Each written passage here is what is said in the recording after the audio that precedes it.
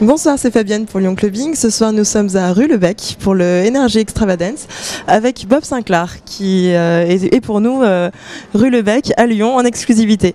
Alors, tout d'abord, un petit mot sur la VMC. Comment ça s'est passé cette année ? Écoute, oui, Miami, toujours. Ça fait 12 ans que j'y vais. Donc, tu sais, c'est comme un rendez-vous. Tu peux croiser tous tes potes DJ. C'est le seul moment dans l'année parce qu'on voyage tous énormément. Donc, écoute, on a fait des belles soirées, encore une fois.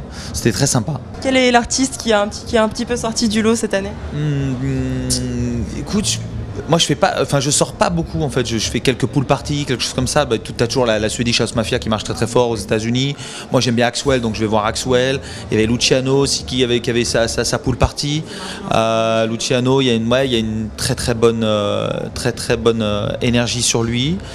Avicii qui marche très très fort, elle a fait donc avec le titre Levels qui marche très fort aux États-Unis. Écoute, pas mal de jeunes talents. Michael Calfan aussi qui a fait son première WMC. Non, des petites choses qui arrivent. D'accord. Alors, est-ce que tu peux un petit peu nous parler de ton album Disco Trash ? Ouais, écoute, Disco Crash c'est sorti il y a 2 mois maintenant. Écoute, ça marche pas mal. Le premier single, tu sais, j'ai sorti plusieurs singles. Il y avait Faire la mort cet été, ensuite Pitbull avec Rocks the Boat. Là j'ai un nouveau single qui s'appelle Fuck With You avec Félix Bextor. Et puis il y aura un single inédit, je pense, qui sortira après l'été. Alors on a eu des petites rumeurs, est-ce que c'est vraiment avec Snoop Dogg ? Alors pas le single, mais il y a Snoop Dogg qui dans l'album. Mais bon, j'ai fait des titres avec des gens il y a 8-10 mois, et aujourd'hui je m'aperçois que tu vois, les Américains ils travaillent un peu avec tout le monde, donc c'est plus tellement original de travailler avec ce genre d'artiste maintenant, mais en tout cas c'est sur l'album et il y a beaucoup j'espère de très bons titres que les gens apprécieront. Alors avec qui as-tu particulièrement aimé travailler ? Moi j'aime bien Pitbull, en fait ça fait longtemps que je le connais. Il m'avait envoyé en fait une version rappée de World Hold On, un titre que j'avais fait en 2008, ce qui m'avait permis de rentrer aux États-Unis en radio. Parce qu'aux États-Unis, ils aiment bien avoir un petit peu de rap, surtout en intro et ensuite le titre. Donc on s'est dit, tiens, un jour on va faire quelque chose ensemble. Et là, c'était l'occasion. Et il y a maintenant 1 an que j'avais fait ce titre. J'ai eu du mal à avoir les autorisations avec Sony US, les États-Unis, parce qu'ils sortaient son album en même temps. C'est toujours difficile de travailler avec les Américains. Très professionnel en studio, mais ensuite ça se complique quand il faut parler au label. Mais bon, en tout cas, voilà, j'essaie toujours de partir un peu à droite, un peu à gauche, de faire des trucs disco, raga, hip-hop, toujours de mélanger les choses pour trouver un son. Alors, quelles sont tes influences aujourd'hui ? Elles sont un peu à 360 degrés, tu vois. Elles peuvent venir de Afrique, Jamaïque. Ah, pour cet été, Écoute, le fossé entre ce que tu écoutes en dance à la radio et ce qui se passe réellement dans les clubs, entre Ibiza, la Grèce, tu vois, est de plus en plus large. Donc c'est très difficile d'adapter un set et qu'il soit à chaque fois différent quand tu joues dans le sud de la France et quand tu joues à Ibiza, bon, en tout cas.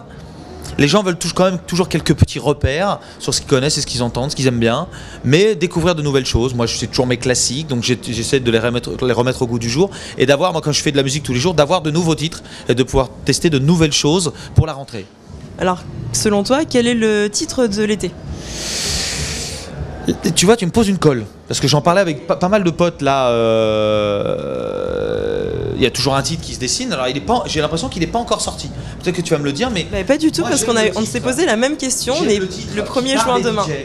Qui part des DJ de l'underground, en tout cas qui est joué d'abord par les DJ et ensuite qui passe de l'autre côté vers les radios. Et j'ai pas encore entendu ce titre-là. Et on se disait qu'il était tard parce que demain on est déjà le 1er juin. Il est tard. Et finalement on n'a pas encore le morceau qui va faire danser. Il y a Fuck With You qui est sorti, donc peut-être pourquoi pas celui-là. Mais en tout cas, il passe d'abord en radio avant d'être joué par les DJ, parce que je suis en train de promouvoir mon album. Mais je peux pas te dire. J'ai pas eu encore le gros frisson sur un titre où je me dis tiens, là il y a peut-être quelque chose qui se passe. Non, mais ça va peut-être arriver. Dans le futur, sur des prochains albums, avec qui aimerais-tu collaborer ? Un fantasme, une envie ? J'ai pas de fantasme particulier, j'ai pas d'envie. Il va falloir que j'évite les gens connus.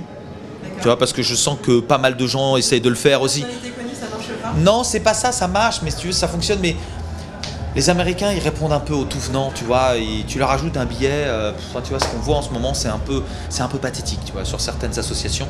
Donc, il faut refaire des choses originales, je pense. Sortir de ce qui se fait, tu vois, toujours essayer de... Moi, c'est toujours ce que j'ai essayé de faire, tu vois. J'aime quand les gens disent « Ah, ça doit être du Sinclair ». Parce que c'est, tu vois, c'est... Ou un peu burlesque, tu vois, un peu fort comme Faire la mort. ou un peu différent, un peu plus disco, mais pas du tout électro, ni en tout cas dans la couleur de ce qui se fait en ce moment. D'accord. Alors, un petit peu plus indiscret, quel est ton meilleur souvenir de soirée? Oh, c'est pas indiscret, quoi. Bah, c'est ton jamais. Non, non, non. Je vais passer sur le pire. Mais tu sais, j'ai quand même un truc assez à te dire, c'est qu'à chaque fois que je joue dans un club, c'est toujours un nouveau moment. Parce que moi, mon rêve, c'était d'être DJ, si tu veux. Le plus merveilleux, c'est quand tu sors Love Generation et puis que ton titre devient mondialement connu. C'est un hit international, que tu vas partout et que les gens chantent la chanson, que c'est vraiment une découverte et que tu es vraiment comme ça en osmose avec les gens. C'est quand même un moment assez magique. Love Generation, World Hold On, ensuite Roxy's Party, puis tout s'est un peu enchaîné pendant 3 ans avec beaucoup de tubes, donc c'est des moments magiques. Mais il faut retrouver ces moments, tu vois, il faut retrouver ce son. Et... Bon, Phare la Mort, tu vois, Phare la Mort, avec cette association avec Raphaël Acara, qui est une icône, tu vois, qui a 67 ans, refaire ce petit bout de musique et puis l'adapter, et puis le mettre dans les clubs d'aujourd'hui, j'ai trouvé ça assez pertinent, assez intéressant. Salomé de Bahia en plus. Ah bah Salomé, c'est que Salomé, Outre-Lougar, c'est 96. C'est ça. T'imagines? Donc, tu vois, j'étais déjà là. Bon, alors, et le pire souvenir?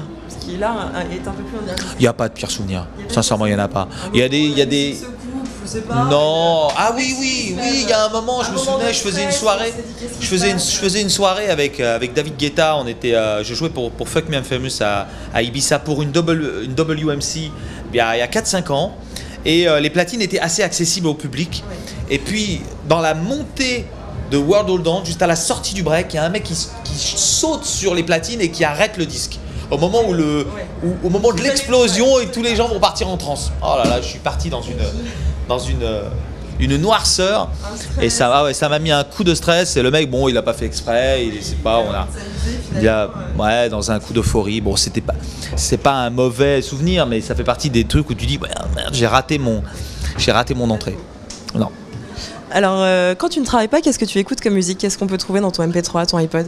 Écoute, l'iPod, il est principalement dans la voiture, parce que je me suis installé une sono dans la voiture. C'est pas du tout pour faire du tuning ou pas, parce que moi j'ai une vieille Mini, tu vois, une vieille Mini, donc toute petite. Je l'ai fait noir mat, je l'ai un peu customisé, et j'ai condamné le coffre pour mettre un gros sound system. Et tu peux écouter Gauthier, parce que j'ai acheté l'album qui est incroyable, mais tu peux aussi écouter Bob Dylan, tu peux écouter mais des vieux trucs de hip-hop. Non, pas du tout de clubbing, au contraire. Beaucoup de classiques, beaucoup de hip-hop du début des années 90 avec Tribe Called Quest, avec de la soul, et puis je peux écouter James Brown, je peux écouter de la musique californienne, je peux écouter Nirvana, que ce soit un peu de rock quand c'est blues, tu vois. Blues, rock, black, jamaïcain, faut être ouvert à tout. Ça marche. Comment est-ce que tu sens l'ambiance pour ce soir? Écoute, on est dans un super bon endroit. C'est la grosse folie, tout le monde attend. On a mangé là, le petit chef Lebec qui nous a mis une petite mozzarella avec du jambon, on s'est cassé le ventre et là maintenant on va passer de la bonne musique. Ça marche. Ouais, il y a une bonne ambiance, voilà, c'est très sexy ce soir. Tout le monde attend, tout le monde est à bloc depuis 19h. Bien, ça me plaît. Donc parfait. Merci beaucoup. Merci à vous. Merci. À bientôt.